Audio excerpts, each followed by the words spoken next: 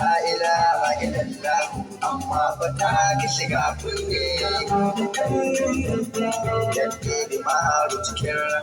barhama kairi ya kawo su ta ba bale goro barhama kairi ya kawo zuwa ne to shi ne ido ba na yin kodo barhama kairi ya kawo la ilaha illallah Allah da salatu ne da yawan tuba